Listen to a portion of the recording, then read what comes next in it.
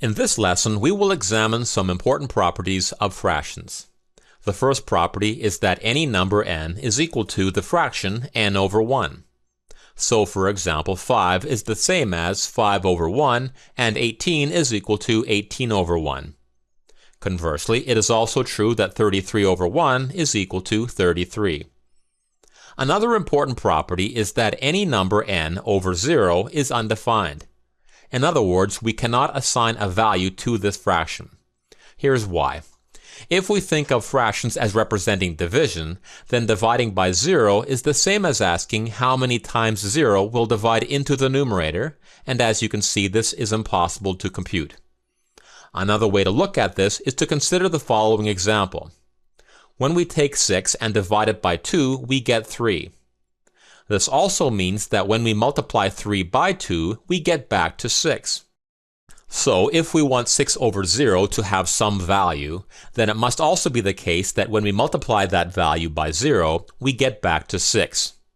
Since it's impossible to have such a number, we simply say that any number n over 0 is undefined. Alright, another property says that n over n is always equal to 1. Notice that we have the condition here that says n cannot equal 0, since 0 over 0 does not equal 1. In fact, 0 over 0 is undefined. Here are a few examples that demonstrate this property. Now, another property says that 1 over some fraction, a over b, is equal to the fraction b over a. So, for example, 1 over 2/3 is equal to 3/2. Similarly, 1 over 11/9 is equal to 9/11, and 1 over 1/35 is equal to 35 over 1, which is equal to 35. In each case, notice that we are merely taking the fraction in the denominator and flipping it. Now this brings up an important definition. The reciprocal of a over b is b over a. In other words, the reciprocal of a fraction is the flipped over version of that fraction. Alright, another property is as follows. The fraction a over b times the fraction b over a is equal to 1. In other words, the product of a fraction and its reciprocal is 1. So 2/3 times its reciprocal, 3/2, equals 1. Similarly, 1/15 times 15 over 1 is equal to 1. And 93 over 14 times 14 over 93 equals 1. Now our next property deals with the consequences of increasing and decreasing the numerator and denominator of a fraction. To begin, if we take a fraction and make its numerator bigger, the effect is to increase the value of that fraction. For example, if we take the fraction 3/11 and increase the numerator to 4, the value of the fraction increases. In other words, 4/11 is greater than 3/11.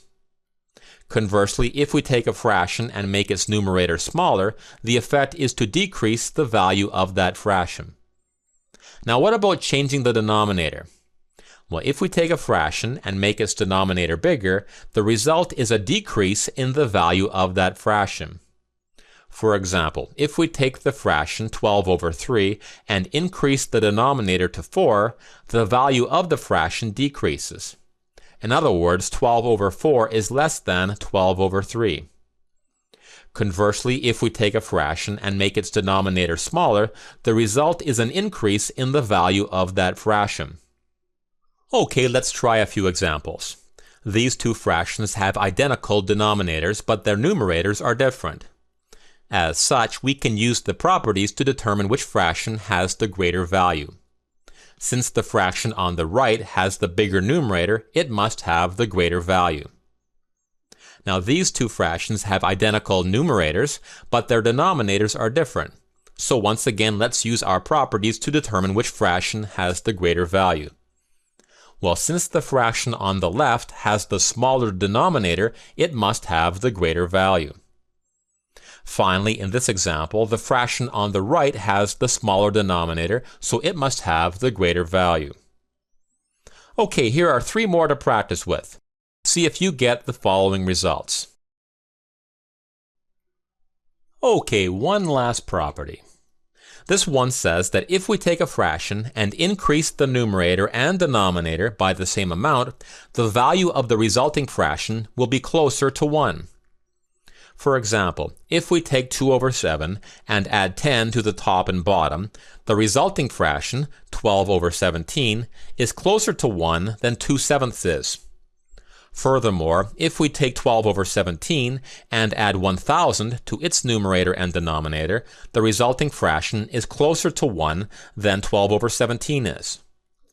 Similarly, if we take the fraction 11 over 3 and add 50 to the top and bottom, the resulting fraction, 61 over 53, is closer to 1 than 11 over 3 is. And if we add 10,000 to the top and bottom of this fraction, the resulting fraction is even closer to 1. Okay, let's summarize. In this lesson, we learned several important properties related to fractions.